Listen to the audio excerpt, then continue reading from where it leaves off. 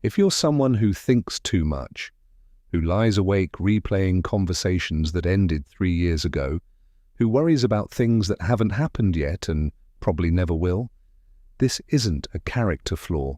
It isn't weakness.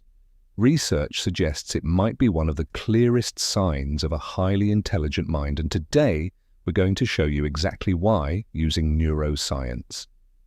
1. The intelligent brain is a prediction machine, and that's the problem.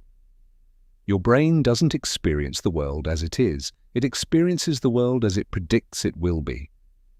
Every second, your brain is running simulations of future events, preparing responses before anything has happened. Neuroscientists call this predictive processing. The more intelligent the brain, the more vivid, the more detailed, and the more emotionally convincing those simulations become. A low-detail simulation of a worst-case scenario is easy to dismiss. A high-definition simulation, complete with sounds, faces, outcomes, and consequences, feels real, and your nervous system responds to it as if it were. 2. The more connected your brain is, the louder the anxiety. Studies show that people with higher intelligence tend to have a more active default mode network, the system that activates when you're not focused on a task. This is your brain's background processor, running when you're in the shower, trying to fall asleep, or sitting in traffic.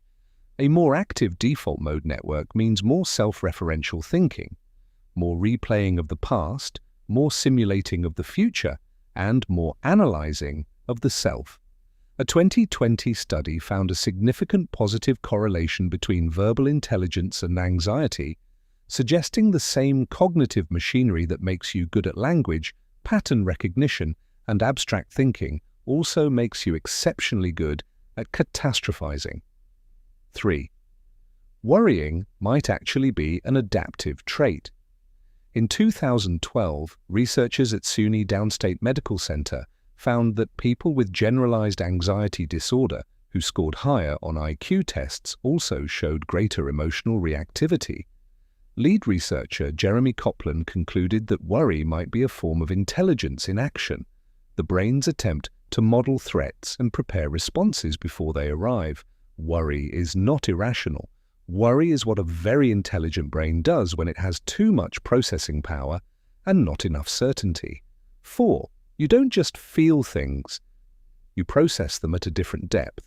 Psychologist Elaine Aron identified a trait called sensory processing sensitivity, a deeper, more thorough processing of information from the environment.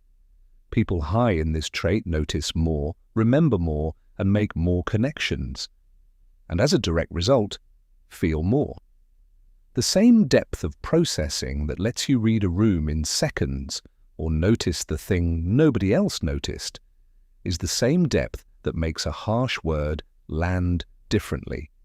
That makes anxiety feel bigger. You're not more fragile, you're more finely tuned. 5. The same brain that worries is the same brain that solves.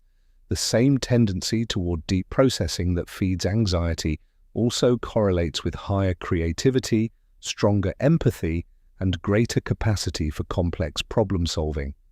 A study in applied neuropsychology found that anxious people performed better on intelligence tasks requiring threat detection and pattern recognition. Your anxiety is not separate from your intelligence. It is a byproduct of it. The noise and the signal come from the same source. The goal was never to eliminate the anxiety, it's to understand it well enough that it stops running you and starts working for you. If you have spent years wondering why you feel things more intensely than others, why your mind won't stop, even when you desperately want it to, the answer isn't that something is wrong with you. Your brain was built to simulate, predict, and process deeply, and it does, all the time.